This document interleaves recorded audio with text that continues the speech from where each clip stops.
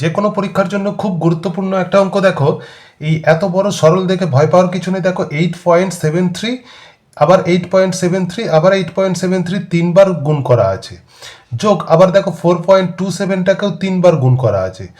তাহলে এটাকে আমরা কি করতে পারি না, 8.73 তিনবার গুণ করা আছে মানে আমরা লিখতে পারি 8.73 এর হোল কিউব করতে পারি। খুব সহজে হয়ে যাবে অঙ্কটা, এত বড় অঙ্ক দেখে ভয় পাওয়ার কিছু নেই। দেখো প্লাস 4.27টাও দেখো তিনবার আছে, তাহলে এটাকেও আমরা 4.27কে আমরা হোল কিউব করে দেব। তারপর কি করব না, নিচে কি আছে হরেতে 8.73টা দুবার আছে, দেখো লিখবো কি 8.73 দুবার আছে মানে স্কোয়ার করে দেব, হোল স্কোয়ার, মাইনাস 8.73 ইন্টু 4.27 আছে, তাহলে এটা যেমন আছে 8.73 ইন্টু 4.27 লিখব। তারপর প্লাস দেওয়া আছে 4.27টা দেখো দুবার আছে, তাহলে 4.27টাকে কি করব, হোল স্কোয়ার করে দেব। এইবার সূত্রই পড়ে যাচ্ছে, দেখো কিভাবে সূত্রই পড়ছে। কোনো রকম ক্যালকুলেশন করার এখনই কোনো প্রয়োজন নেই, গুণ যোগ ভাগ কিছু করার দরকার নেই। 8.73 এর হোল কিউব মানে তিনবার যদি গুণ করতে যাই অনেক সময় লেগে যাবে, তাই আমরা কি করব, এটা এ কিউ প্লাস বি কিউবের সূত্রই ফেলে দেব।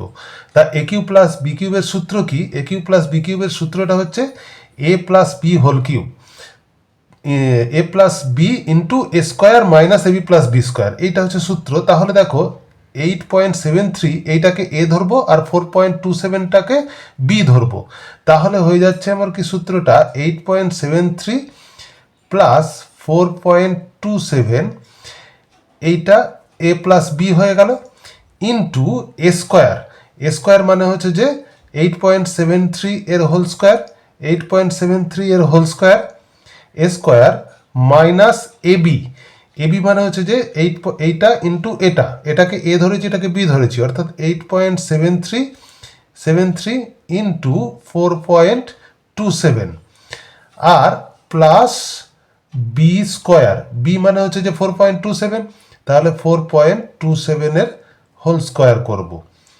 এইবার সেকেন্ড ব্র্যাকেট ক্লোজ করে দেব, আর নিচে যেমন আছে সংখ্যাটাকে লিখে দাও। দেখো 8.73 এর whole square minus 8.73 into 4.27 plus 4.27 এর হোল স্কোয়ার আছে। তাহলে দেখো এখানে, তাহলে এটাকে আমরা সূত্র লিখেছি এ plus B into A square minus A B plus B square. তাহলে দেখো এই যে 8.73 এর স্কোয়ার, এই সেকেন্ড ব্র্যাকেটের মধ্যে যে অংশটা আছে এখানেও ঠিক সেই অংশটাই রয়েছে, দেখো একই সেম জিনিস রয়েছে। তাহলে এটার সঙ্গে এই টোটালটার সঙ্গে আমরা এই টোটালটাকে কেটে দিতে পারবো। যেমন হয়, ধরো আমার আছে উপরে এক্স ইন্টু ওয়াই আছে, নিচে ওয়াই আছে, তাহলে আমরা ওয়াই ওয়াই কাটতে পারি তো। ঠিক এখানেও তেমন, দেখো এটার সঙ্গে এইটা গুণ করা আছে, তাহলে এটা থেকে এটা আমরা কাটতে পারি, অর্থাৎ এই পুরো টোটালটা নিচে হরেই যে টোটালটা আছে এর সঙ্গে আমরা কেটে দেব। তাহলে আমার পড়ে থাকছে কি 8.73 পড়ে থাকছে, প্লাস এই যে 4.27 পড়ে থাকছে। দেখো অঙ্কটা কত ছোট হয়ে গেল।